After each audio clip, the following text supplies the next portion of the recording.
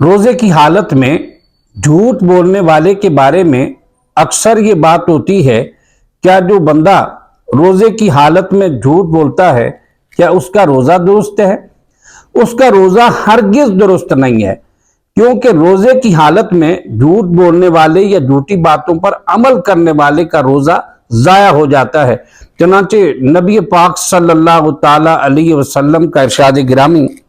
صحیح البخاری کے اندر یہ حدیث مبارکہ موجود ہے کہ نبی پاک صلی اللہ علیہ وآلہ وسلم نے فرمایا کہ جس آدمی نے روزے کی حالت میں جھوٹ بولنا اور اس پر عمل کرنا ترک نہ کیا، ایسے شخص کے اللہ تعالیٰ کو اس کے بھوکے اور پیاسے رہنے کی کوئی حاجت نہیں۔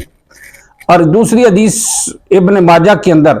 حدیث مبارکہ ہے کہ نبی پاک صلی اللہ تعالی علیہ وسلم نے فرمایا کتنے ہی روزے دار ایسے ہیں جنہیں بھوک کے سوا کچھ نہیں ملتا، اور کتنے ہی قیام کرنے والے جن کو بیداری کے سوا کچھ حاصل نہیں ہوتا۔ اس لیے ہمیں کوشش کرنی چاہیے کہ روزے کا احترام کرتے ہوئے جھوٹ اور بری باتیں، غیبت کرنا، جھوٹ بولنا، بہتان لگانا، بد زبانی کرنا، بد کلامی کرنا، ان تمام تر چیزوں سے اجتناب کرنا چاہیے۔ اللہ ہمیں عمل کی توفیق